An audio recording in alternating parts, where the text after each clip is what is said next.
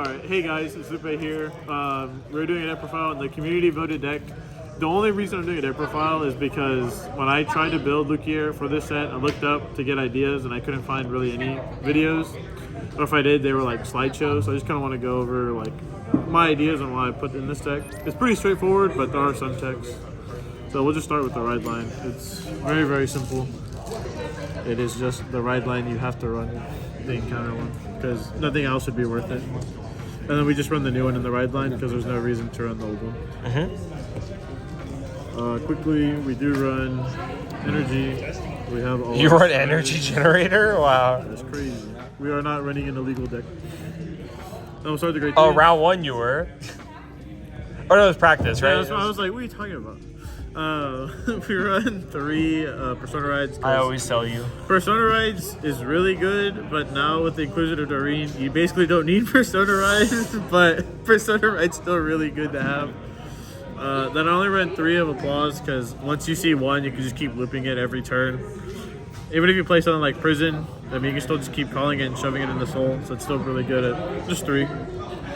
Then we run one of the old one. This is definitely win more. That's what it's a one of. If it gets damaged, oh well. But with the promo, it's pretty easy to get into soul. Even now with Doreen too. And then we run 3 of the order. I used to run 4, but I think again, same thing with Applause Dragon. These you see one, you get to use it the whole game.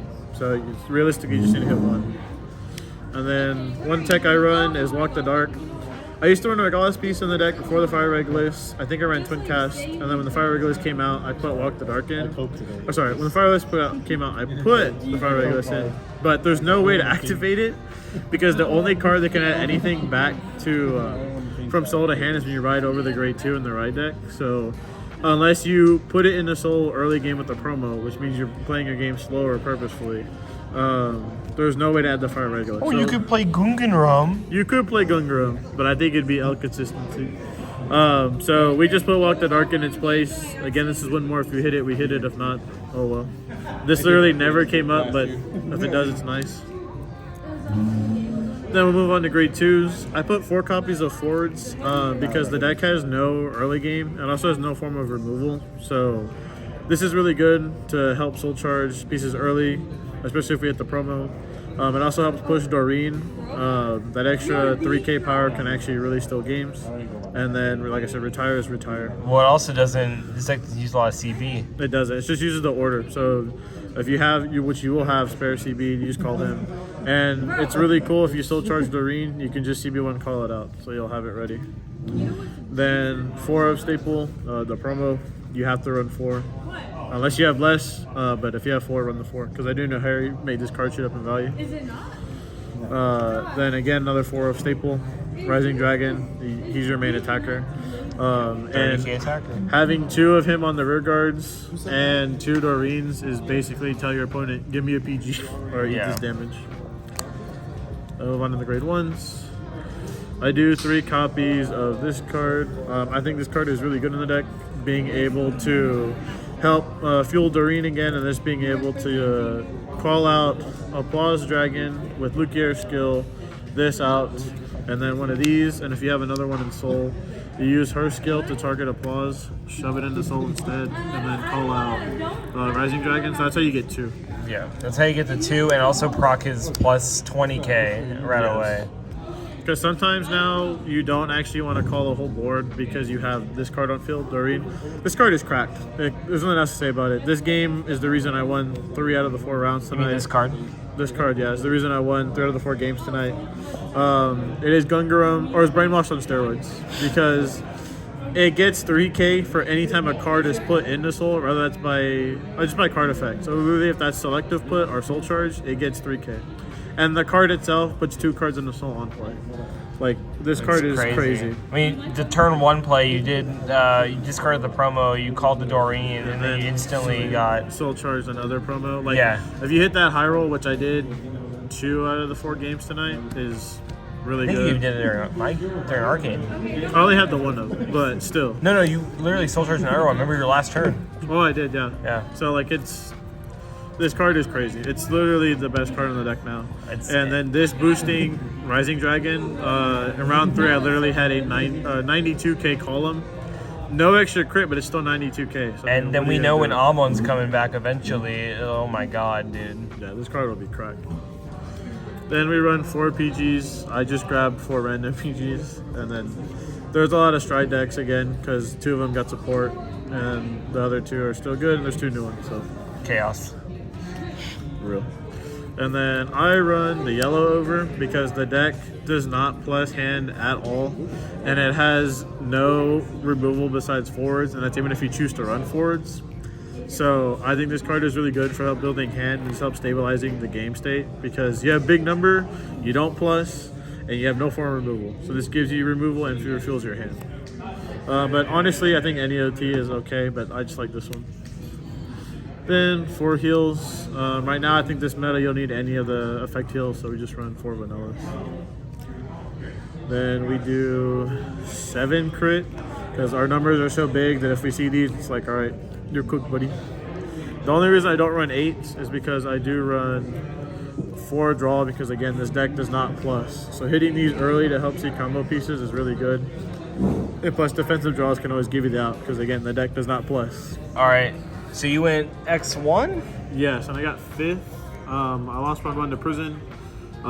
Basically, we drew a heal for every write-up on each write-up, and then my first damage of the game was a heal. And then off Luquier's skill, I drew my over trigger, so all ways of healing were out before Pure Light. However, I do think this deck does really well into prison because you just keep putting applause into prison, keep calling it out, and you just have infinite soul, an infinite loop to keep playing prison. And then I faced what did I face round 2? I don't even remember. Wow. They were that insignificant. Oh, I faced Nylea. She was playing Roroa. That game was truly just a slugfest. She dealt me 3 damage because I went first, so she dealt me 3 damage because Roroa can rush. And I dealt her 3 damage. She took all 3. Then she dealt me 2 more damage because luckily I had a PG for 6 damage, and then I dealt her 2 damage, and she couldn't guard it. On Lupe. So it was just a slugfest. I got that round. Then the next 2 rounds were both Maelstroms. One was our friend James. That was the game where I got the 92k column. Light work. He hit 1 defensive and he couldn't guard it, even with the overtrigger. Yeah, he had an over and like 2 5Ks, 2 and a 5K. Yeah. So like he couldn't do it. But again, this deck is like big number, and if you hit critical sack, go to.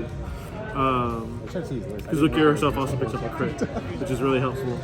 And then last round I played against Jack, and it was a good game.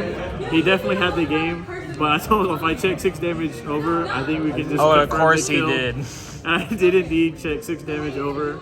We were still scared though because his over was not in public, and he still had the Maelstrom that could pick up Guard Restrict. So I had to make it to where he needed over and a trigger to break through, and not just check the over trigger because they're 10k to the front row. He checked a crit and a blank, so I was like, okay. And then we had 2 Doreens for the next turn, and we put a Torg in the soul, or whatever the promo's name is, and then like I said, we soul charged 1. So we just had really good setup, and I think they were both. One was definitely 30 plus, but I think even the other one was about 30k just off of her skill. So the deck gets very big, and that's how you just steal games. You just make big number, your opponents cannot guard it. But the deck's really fun, there's really nothing else to say about it. Again, it doesn't plus, it doesn't really retire unless you run tech pieces like I do. But it is a fun locals deck. I think it can do well in locals, because again, you sack. But competitive-wise, I think Jack put it on like C tier, or maybe D tier, which I'd say is pretty accurate. Oh, I didn't put it in D tier. I think I even put it in like low B, because of how good Doreen is. That's fair. Yeah, I would say it's C or lowest of B. Yeah. Because again, it just gets big number where your opponent cannot guard. But that's basically it, guys. I just wanted to do this instead of the photo. Because like I said, when I was looking up deck builds, I couldn't really find any. So hopefully this was useful for you. Catch you on the next one. We're rolling. We've been rolling the whole time. Oh, you didn't say anything. Oh my, this guy. Okay. He's always talking in your videos. Tell him to shut the hell up. That doesn't bother me at all. Tell him to shut the hell up. Hey, why are you talking in our videos?